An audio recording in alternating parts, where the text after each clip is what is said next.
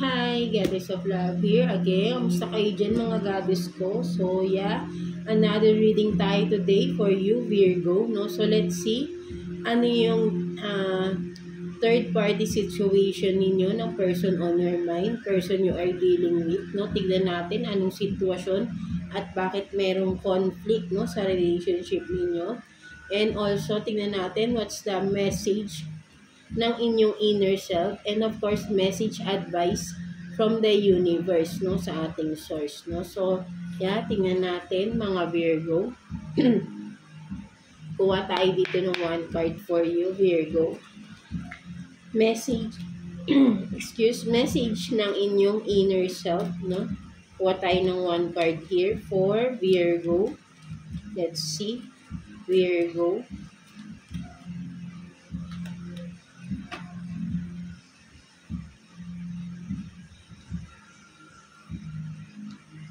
Ay magpakuha. So you have this rescue. So yeah, for some of you Virgo no, sinasabi ng message ng inyong inner self na wag kang mahiyang humingi ng tulong no. Sinasabi sa iyo dito no, maybe nahihiya ka but then kailangan mo ng tulong no, for some of you kung ano man ito no, parang kailangan mo ng tulong. Excuse. Yeah. No? So, may nararamdaman tayo. May for some of you, parang may kailangan ng tulong. Huwag kayong mahiyang humingi ng tulong sa mga taong excuse. Mag-reach out kayo, no? Mga Virgo natin, no? For some of you na needs help, no? Mag-reach out kayo sa mga tao na makakatulong sa inyo. No? Sinasabi ng inner self mo nang lumabas dito. For some of you needs help, no? So, yeah, maybe nag-struggle kayo rito, no? Parang nalulunod kayo rito, no? So, may struggle na nakukuha tayo rito, no? May nahihirapan dito for some of you, Virgo, kung sa person ba ninyo, no? Maybe baka may na-abuse na rito sa inyo, physical abuse, no? For some of you, no? And kailangan nyo na ng tulong ng ibang tao. Huwag mo nang tiisin, no? For some of you, no? So, ayun yung nakikita ko dito, no? Mga Virgo natin. So, let's see. Tignan natin ano bang sitwasyon ninyo, current situation ninyo, ng person mo.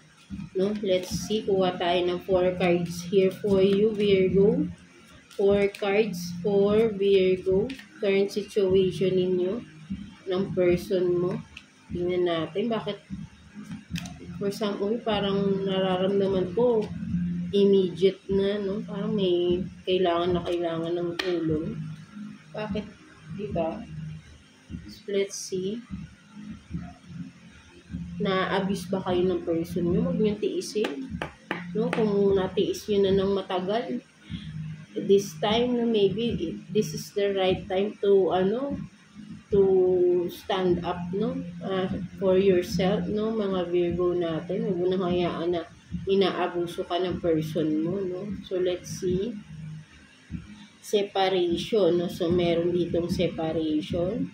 For some of you, baka separated na kayo, no? May sadness, bitterness, no? Missing you, drinking about you, drinking, no? But then may separation for some of you, no? Separation, abundance, no? Positive mind, and then, let's see, passion, insane chemistry, and then, key on a ring, no? So, parang nakikita ko rito, no? For some of you, no, na single, no? Parang nakikita ko rito. Kung sino man sa inyo yung single dyan, Virgo, no? Dumaan kayo, no? Maybe, sabihin natin, no? Kung ikaw tong nahihirapan sa isang relationship, Virgo, nakikita ko kung sino man to, kung for some of you, baka may nakakausap ka bang person, no? Alam mo, merong person dito na nagkakagusto sa inyo, may gusto, no? May passion, no? Passionate sa inyo, something like that, and wants to marry you, no? For some of you, parang tong person na to, kung sino man to, Virgo, no? Alam nyo kung kaya siguro may lumabas na rescue. For some of you, Virgo, kung may nakakausap ka na person, etong person na to, Virgo, makakatulong sa'yo. Makaalis ka sa sitwasyon mo. No, and this person likes you and wants to be with you. No, for some of you, passionate tong person na to sa inyo, no? Ayun yung nakikita ko rito. No? But then, of course, kailangan mo makawala muna sa isang relationship mo na kung ano man yan, no? Kasi, syempre, hindi makakapasok tong tao na to. But then, if you need help, no, I think this person, no, kung sino man tong nakakausap ninyo, Virgo, no, ay magbibigay sa iyo ng matutulungan ka niya, I mean, no. Alam nyo, may magandang partnership na, ako nakikita rito, no, sa inyo ng person na yan. No? For some of you, may bagong person na papasok, no, for some of you. Basta mahiwalay ka, kapag nahiwalay ka na totally doon sa current relationship ninyo, no, mga Virgo natin. So, let's see. Kuha pa tayo ng additional cards for you, Virgo. Tingnan natin. 3 cards here for Virgo, no? Current situation mo. Tignan natin, ano pa ba? Additional messages for Virgo. Let's see. For Virgo.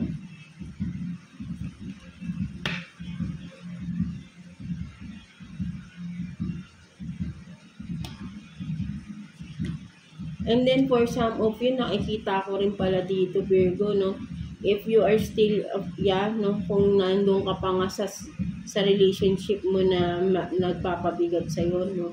For some of you, no, at from the start, maganda yung samahan ninyo, no? And, for some of you, committed kayo or married kayo ng person na to. For some of you, no, may masyadong passionate kayo from the start, no? But then, yun nga, no, nagkaroon ng separation, no? Or magkakaroon ng separation dahil magulo na yung inyong relationship, no? Mga Virgo natin, no? So, you have this, the Sun in reverse, no? So, hindi na talaga masaya yung relationship mo, yung current relationship mo, no? Wheel of Fortune, no? So, yan, may pagbabago na talagang nangyayari. And then, Justice, no? So, I think talaga for some of you, may abusive dito, no? Na nakakaranas, no? With the justice here, right? No? You are seeking justice, no? When with the Wheel of Fortune here, gusto mo ng pagbabago. Gusto mo nang mabago yung buhay mo, no? Something like that. And I think, no, kung sino man tong taong may nakakausap kayo, for some of you, siya yung makakatulong sa'yo magbago yung buhay mo, no? For some of you lang, no, mga Virgo, kung sino lang yung makaka-resonate yan. May someone new na person na, yun nasa sense ko, nakakausap nyo to, no? Makakatulong to sa inyo, no? Basta mag-o-open up ka lang sa kanya, no? Kasi, hindi na kayo masaya, no? You are in an abusive relationship, no? For some of you, Virgo. Kaya you need help talaga, no? Because you are seeking justice here, no? So, I think may physical abuse akong nararamdaman dito, no? Mga Virgo natin, no? Something like that, no? So, ayun, nakikita ko rito, no? So, let's see, kuha pa tayo ng additional cards for you, Virgo, no? Tingnan pa natin. No? You are currently battling, no? Parang lumalaban ka din, no? For some of you. Kuha tayo dito ng 2 cards for you, no? Tingnan natin. 2 cards for Virgo, no? Additional messages for Virgo. Let's see.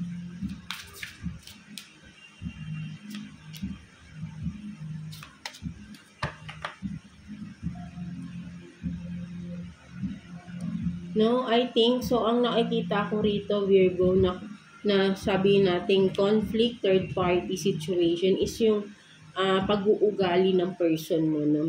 Very abusive tong person na to, no? Yun ang nakakita ko. Ito yun yung nagiging problema. or naging problema sa relationship ninyo. Hindi ibang tao, kundi mismo yung person mo, no? Very abusive siya, no? Kung mayroon pang ibang dahilan, no? But then, pinaka-major is abusive tong tao na to, no? So, you have this Six of Pentacles, no? Tama ba? Six of Pentacles, and then, yung dasan mo talaga, no? Hindi ka talagang masaya, no? So, talagang itong nakikita ko matagal mong karelasyon tong tao na to, no? So, hindi rin nagiging, maganda yung umpisa talaga, no? With the Six of Pentacles. Sabihin nating maayos, maganda yung samahan ninyo. But then later on, no? Nag-iiba, no? Nag-iba yung ugali ng person mo, no? Kaya itong dasan mo, makikita mo, halos na butot balat ka na and ang lungkot ng sun natin rito, no? So, nawala yung saya, no, sa relationship, no? So, yun nga, very abusive yung person na nakadeal ninyo, no, mga Virgo natin, no? So, yeah, kaya kailangan niyo pala ng tulong. So, maybe, alam mo na dapat yung gawin mo, mas maging matapang ka para makawala ka sa sitwasyon na to, Virgo. You need help, no? Kasi sabi ko nga, for some of you, may nakakausap ka, makakatulong sa yung tao na yan. No, basta maging open ka lang, no, mga Virgo natin, no? So, let's see what's the advice sa'yo ni Universe, no? Tingnan natin sa sitwasyon mo, no? Let's see. Advice from the Universe, no? Sa sitwasyon ninyo, mga Virgo natin. Kuha tayo ng one card for you, Virgo. Let's see. Sana mawala na yung na abusive, no, sa mga relationship, because nandyan din ako, nanggaling din ako dyan. Actually, hindi pa ako totally din nakakawala, but then right now medyo nagising-gising na ako sa tagal ng panahon, no, na talagang na-realize ko rin na hindi talaga ako masaya, no, basta, no, something like that, no. So you have this, I am grateful that my success has no limits. No, so ang nakikita ko rito, Virgo, no, sinasabi sa iyo ni Universe, no, ina-advise ka, yung paghingi mo ng tulong, yung halimbawa yung gagawin mo na hakbang, huwag mong limitahan yung sarili mo. No, kasi magiging successful ka. Sabihin natin magtatagumpay ka na makawala dyan sa sitwasyon mo, no? Basta maniniwala ka sa sarili mo, lalakasan mo yung loob mo. So, ayun yung nakikita ko rito, no? Kailangan mo lang maging matatag, maging malakas. Huwag mong limitahan, no? There's no limit, no? Para makawala ka. Ikaw lang naglilimita sa sarili mo. You will be successful. You will have this freedom, no? Freedom kung aayusin mo or magiging matapang ka para sa sarili mo, no?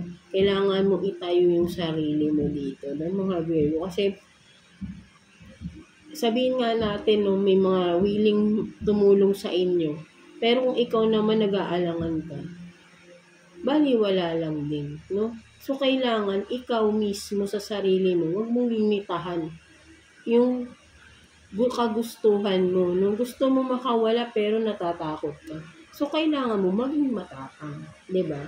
Something like that. So, ayun yung nakikita ko rito na advice sa'yo ni Universe. Huwag mong limitahan yung sarili mo, Virgo, para makawala ka sa abusive na sitwasyon na nandyan ka ngayon, no? Mga Virgo natin, no? So, yeah. That's it for you, mga Virgo. So, I hope na naka-resonate ka sa reading mo today, no? Kung sino man yan, sino man sa inyo to, Virgo, no? So, I hope na makawala ka na sa sitwasyon na yan, right? No, so, yeah, that's it for you, Virgo, no? God bless you all, and thank you for watching, Virgo.